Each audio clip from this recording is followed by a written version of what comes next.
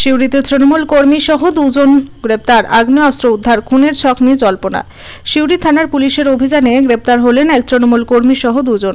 ধৃতদের নাম হেমন্ত সাহা ও স্বর্ণেন্দু মণ্ডল। তাদের কাছ থেকে উদ্ধার হয়েছে একটি আগ্নেয়াস্ত্র, 2 রাউন্ড গুলি। সিউড়ি ঝাড়খণ্ড রোডের লাঙ্গুলিয়া গ্রামের কাছে তাদের গ্রেপ্তার করে পুলিশ।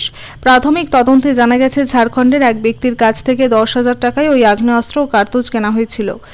স্বপ্নেন্দু মণ্ডল এবং হেমন্ত সাহা এদের বিরুদ্ধে পুলিশ যে অভিযোগ আদালতে পাঠিয়েছে সেটা হচ্ছে এদের বেআইনি অস্ত্র রাখার অপরাধ।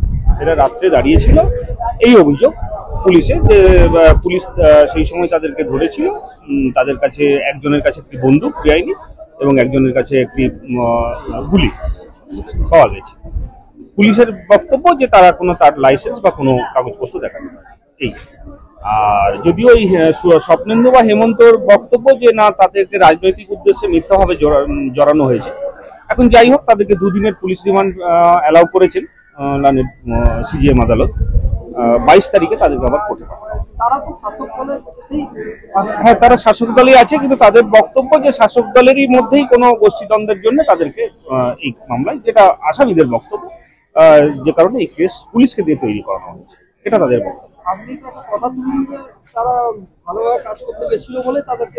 হ্যাঁ, এটা তাদের বক্তব্য যে স্বপ্নেন্দু এবং হেমন্তর বক্তব্য যে তারা সৎভাবে কাজ করতে যাচ্ছিল, তো সেইটা নিশ্চয়ই কারোর চক্ষুশূল হয়েছিল, এই কারণে এটা তাদের বক্তব্য।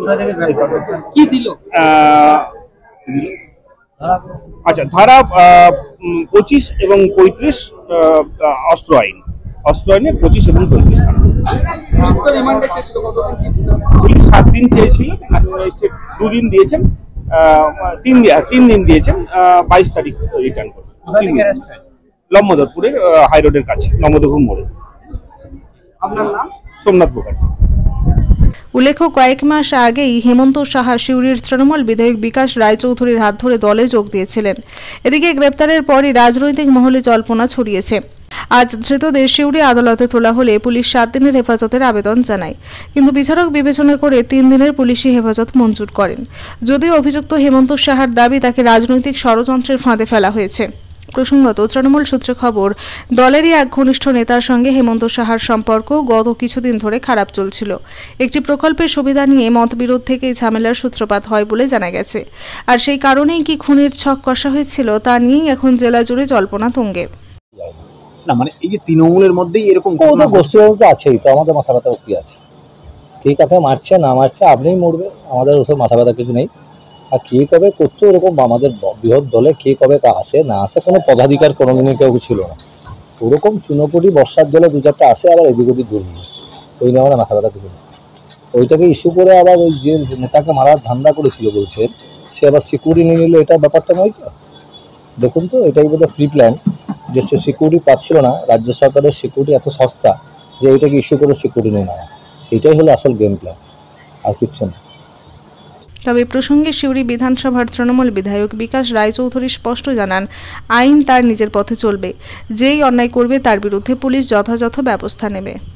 দেখুন, এই ব্যাপারটা প্রশাসনিক পুলিশ লেভেলে আছে, পুলিশ সঙ্গে আমার কথাও হয়েছে।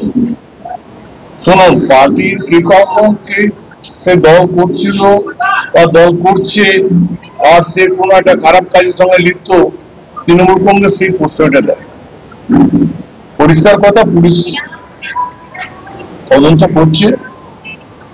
তদন্তে যদি দেখা যায় ঘটনাটা পুলিশের কাছ থেকে বেরোয় যে হ্যাঁ এটা সঠিক, কোনো লোককে মারার জন্য সেই ষড়যন্ত্র করছিল, তার বিরুদ্ধে যে প্রশাসনিক ব্যবস্থা নেওয়া দরকার পুলিশ তাই নেবে।